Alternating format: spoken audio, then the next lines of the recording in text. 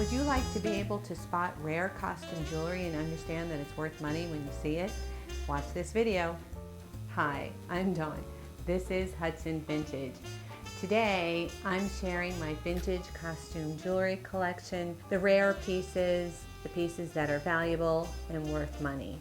Do you have a collection from your great aunt and you'd like to know if it's worth anything? Or are you on the hunt at thrift stores and estate sales and yard sales and would like to be better at spotting finds when you see them?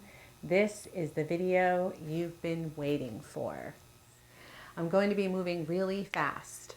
There's a lot to show, so I'm not going to be spending a lot of time on each piece.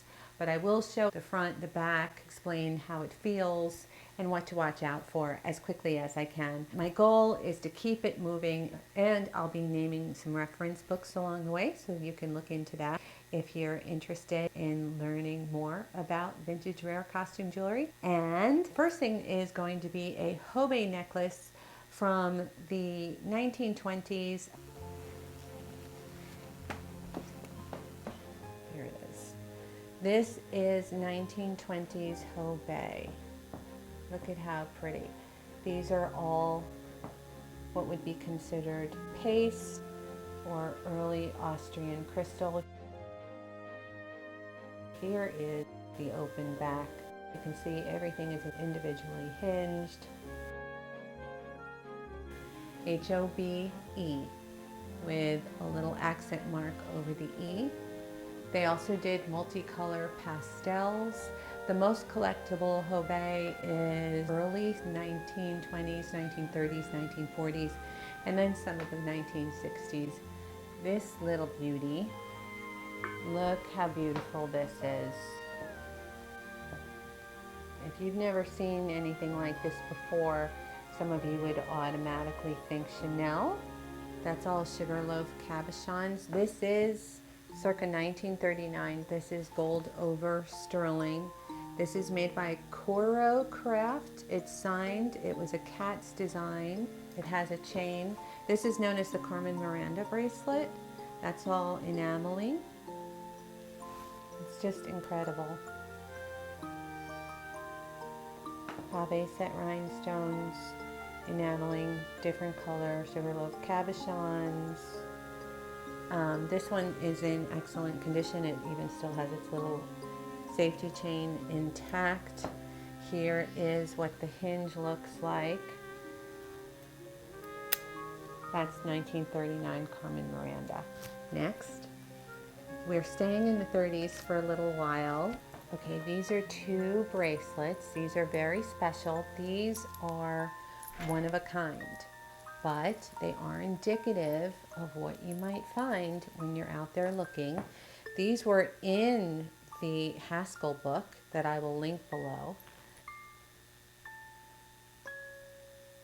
And this is called Russian gold. This is what the chain looks like. These bracelets were in the Haskell jewelry book by Kathy Gordon.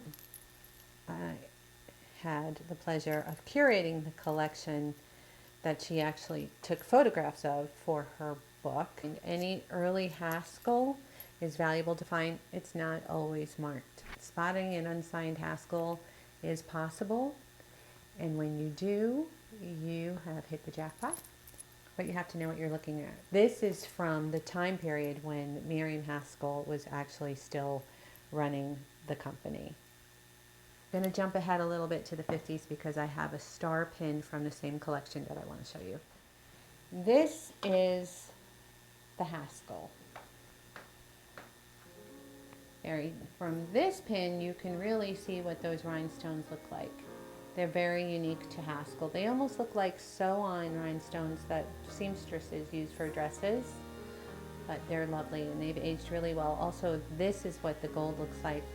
This one hasn't aged quite as much. This one's a little more contemporary. I would put this at 1950s, so it's probably 20 to 25 years older than those bracelets. Look at the height of it. Look at the layering. That's how you would identify Haskell. The back, there's no wires that you can see, right? It feels like quality. I will also go over, oh, I forgot this. This is the oldest thing I'm showing today. This is called saphiret glass. So this is a gold-filled bookmark. It's got lovely detailing on the actual twist here. That's what the back looks like. This is originally Czech. Saphiret glass is Czech, and I heard that the recipe was lost when World War II started. I've just turned the light off. It still has that inner glow that you can see. There, now you can see his carving. Isn't that beautiful? So anyway, there's varying accounts. Some say that the recipe was lost in the 1940s when the war started. Some people say it was just too expensive. But anyway, saphiret glass is extremely valuable if you find it. I have seen rosaries that go for thousands. So always be on the lookout for that. This is a stork brooch. Look at how the back looks. Look how smooth that is. Looks almost like fine jewelry, right? It's actually, because of when it was made, it is actually gold over silver. Look at the turn of the neck. There, isn't that lovely? And then there's the stones and the size of it, right? I imagine that someone would wear this when they were a lady in waiting. This is also valuable. Look at the scale of this piece.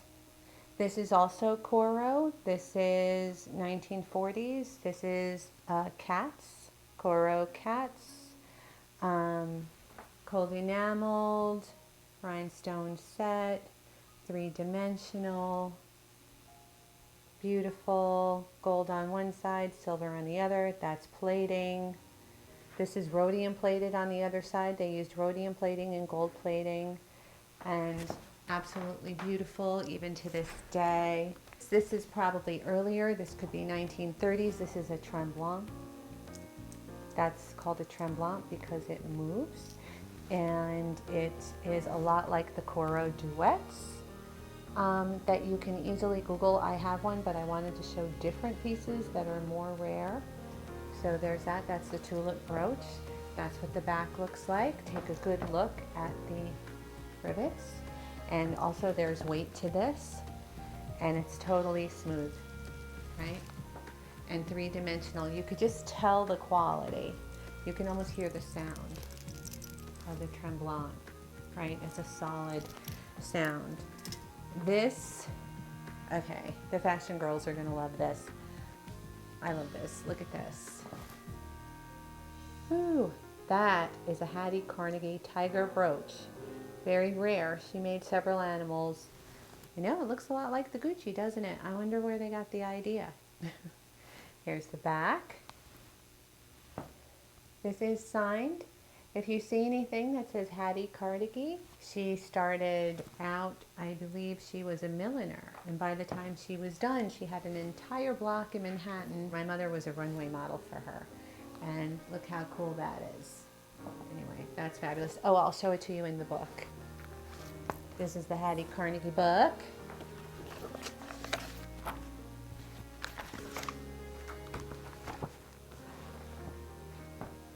And there's our tiger brooch. And then here's some other critters that she did.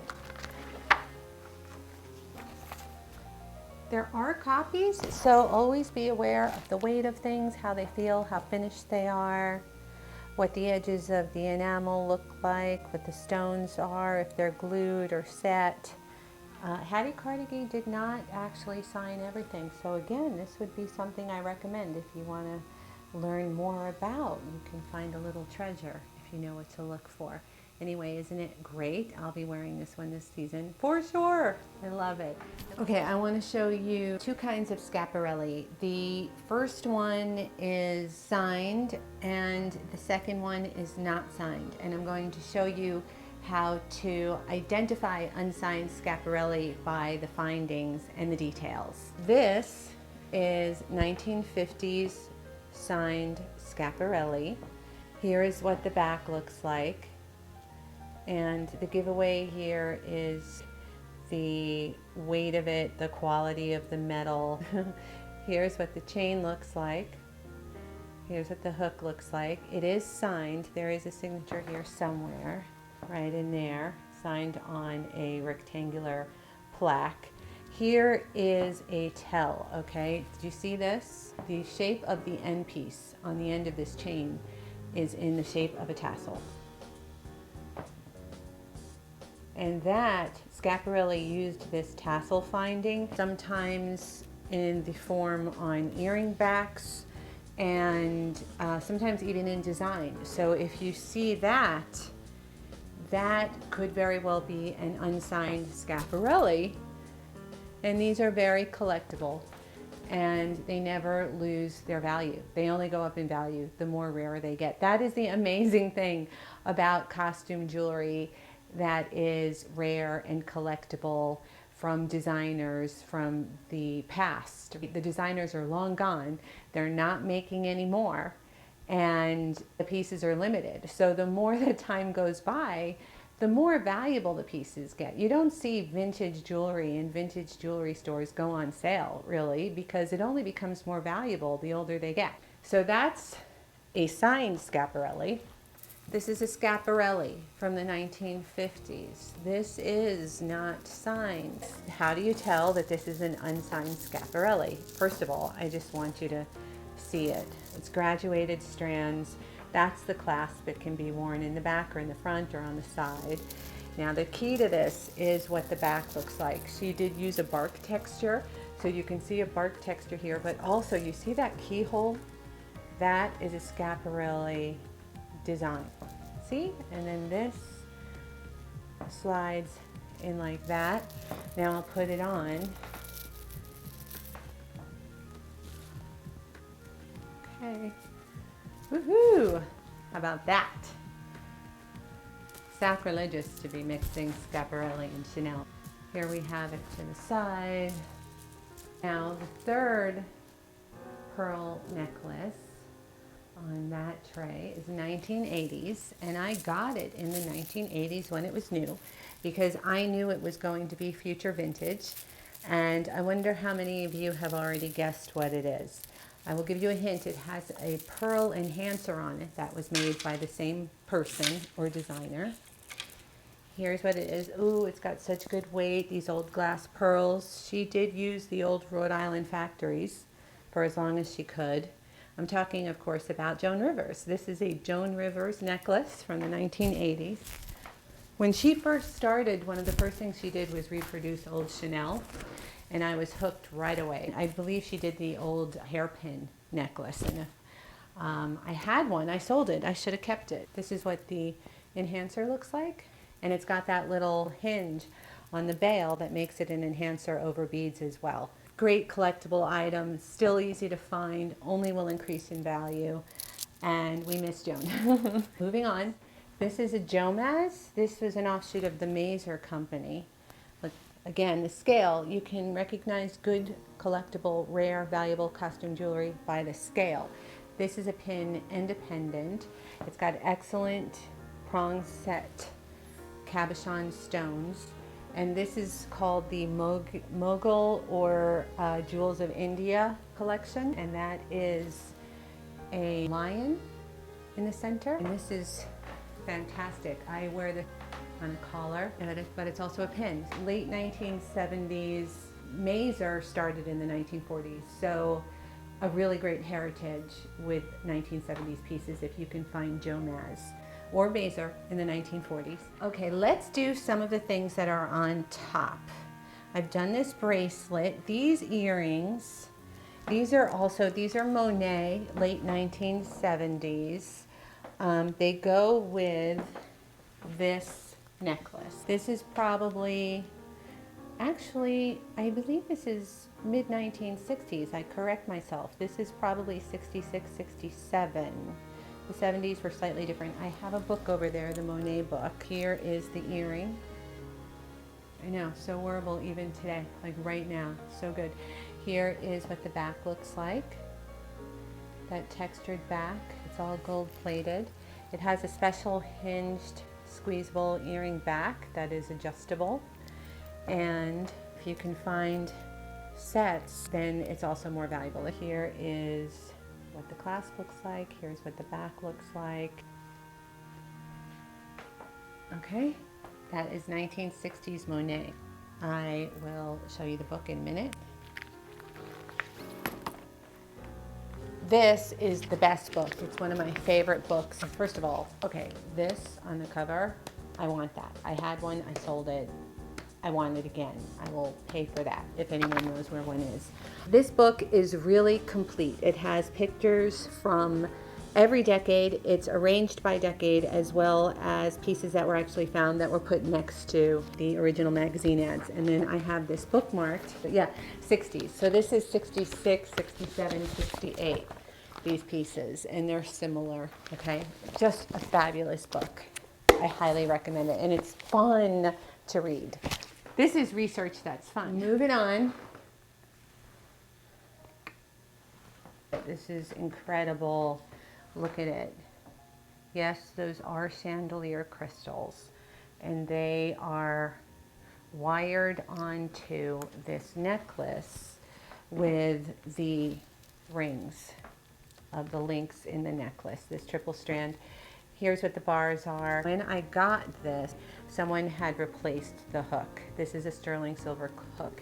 It's obviously not part of the original costume piece, so I thought it was Chanel, but I was never able to attribute it for certain. I'm thinking it might also be YSL, but look at it. This is, you know, look at that. Look at those crystals. I know, every time I see it from far away, it makes me think of Anna Wintour. Hers is gemstone, of course, but it does have that kind of a feel, doesn't it? I love it. If you saw something like this, I would hope that you would know to grab it just from the sheer quality of the materials and the workmanship. There's the back again, but it's not signed, and it's obviously been altered, but that doesn't make it, in this case, this is such a spectacular piece that it's still valuable. And one day, I'll be able to attribute it for certain. Maybe even one of you knows. If you do, please let me know in the comments. I read every comment, so please, if you have any information or if you have any questions, actually, if you want to know more, I have a lot of those Haskell pieces. So if you want to see just the Haskells from that collection, I'd be happy to show them, or just pins or whatever. Just let me know and I will answer back in the comments. These are 3 aluminum bracelets. They're dated 1989. Another tip, if you see anything that's dated, signed and dated, that means it was artist produced or it was from the A line of one of the major companies. This is the black, this is aluminum. The signature's in there. This is from like the Memphis era. Look how cool. And there's the red. When you can find pieces that go together like this set, this was collected by one person, that increases the value as well. Moving right along, we have this Kramer here. This is so special. Kramer's heyday was in the 1950s.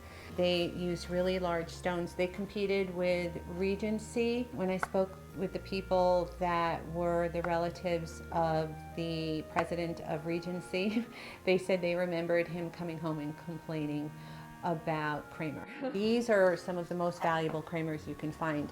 These have those big rhinestone headlight type settings. Well, it made them expensive in their day, but they're covered in actual fishnet stocking fabric. So each stone is covered and then set, prong set into the setting. And then here you can get a better idea on the brooch. Look at how fabulous it is. Again, scale. You'll always see scale. These are smoky mixed with clear. And I have the necklace. I'll show you what the clasp looks like and what the back looks like for Kramer. Kramer is often not signed. They always signed first strikes, but after that, maybe not. This one is signed, but this is because it's their A line. So that goes back to what I was saying. Their top lines, they always signed. There's a little stone on the hook. Here is the bracelet. This has a safety chain and a slide-in box clasp. I think it's sexy. I think it's like lingerie jewelry, if there is such a thing. Still highly collectible today. All Kramer, I think, has a market. This is like a Schiaparelli if you find it. And I have 2 pairs of earrings that go with this. I have these buttons, the dome, and then I have these, and these are very indicative of the period, which you'll see later, which I think are incredibly cool. These are climbers. See, like that. I'll show you the other earrings that I have like this, and look at this. These are Italian made 1960s. These are also climbers. Look at the bead. That's Venetian glass bead with the gold flecks. I think that's called, oh, I forget right now, Sommerso. But this was made by Coppola e Topo, which was a very, very high-end jewelry company. You can tell it's Coppola e Topo, not because it's signed, it's not signed, but it has the star-shaped cutout. This has the star-shaped cutout that Coppola e Topo did. So it makes sense to know what findings the companies used so that you can spot them if they're not signed. You'll be able to attribute them. And then here is the climber effect. Isn't that amazing? I know, it's good even to this day. Once again, will never lose its value. The next two are wingbacks. These are 1950s Judith McCann. These are dentile stones. That means that they're faceted on the inside and the outside. That's why they look like that. And then here's the back. This was patented by Judith McCann in the 1950s. These are Judith McCann earrings. But the way they work is these sit in the curve of your ear here, and then these go around the back. And so you can have a heavier earring and curve up here, and then you slide it down and you pinch the wire. And that's what it looks like. I know. And you can't feel it all. It's like it's absolutely not there. I have another pair of wingbacks from 1960s, so they're a little later. Here is what the wingback looks like. There's the back, rhodium plating. If you can learn to spot rhodium plating, you are halfway there, because vintage jewelry used rhodium plating and gold plating. None of this paint, you know, silver paint. Or even silver plating. You know, it's very different from silver plating. Look at it. It looks like it was made yesterday, and it's, you know, 60 years old. That's what the wingback looks like again on these. Now, I believe these to be Boucher, B-O-U-C-H-E-R.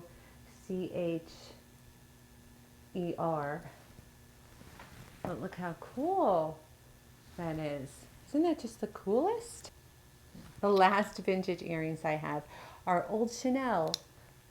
Look how beautiful. These actually used that Russian gold technique because they were so popular in the period. Good tight clasp will never decrease in value. If the world collapses, vintage Chanel is going to be currency. Next, okay, this is Ornella. When I first saw this, I thought it might have been Coppola e Topo. But here it's that red check glass, beautiful art glass beads, you know, light purple, light yellow. Here's what the back looks like. There's rhinestones set in the front of this. It's that brushed gold. I believe it to be Ornella. Here's the earrings. This is from 2011. This is a special edition by Judith Hendler. It's also etched in here. See?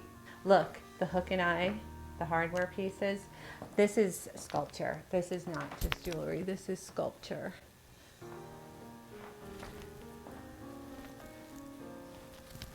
Isn't that marvelous? Not much to say about that. See something with this kind of scale that's etched with a signature, you better buy it. Look at this beautiful thing. This is a vest made by Regency Jewels, extremely rare. This one came from the showroom. Here's what the back looked. The showroom closed in 1977, and I had access to the archived pieces of the showroom. There's the two clasps. There's the jewelry findings on the shoulder pieces. It's very cool, very beautiful, very valuable. So if you see something like this and it looks like it's something on the body, you're not quite sure what it is, you can always figure it out later. That's what books are for. What else? Let's see. Okay, I have some things on the bottom row. Okay, I have 1, 2, 3, 4 more pieces and a bonus. This is circa 1940s. Big rhinestones, that's what this company was known for. Excellent rhodium plating, completely smooth, layers of stones over other stones. That was actually in the structure of the piece. Here's what the back of the clasp looks like. Look at that unique clasp. This is 1950s Eisenberg, and it looks like it was made yesterday. Look at it. Look at the back of this thing. That's because it's such good quality. Imagine buying costume jewelry today from your local mall and then still wanting to wear it in 70 years. This is 1940s bakelite Figural. Look at it. There's a sign here. See that? I don't know who that is anymore. Maybe somebody could tell me in the comments.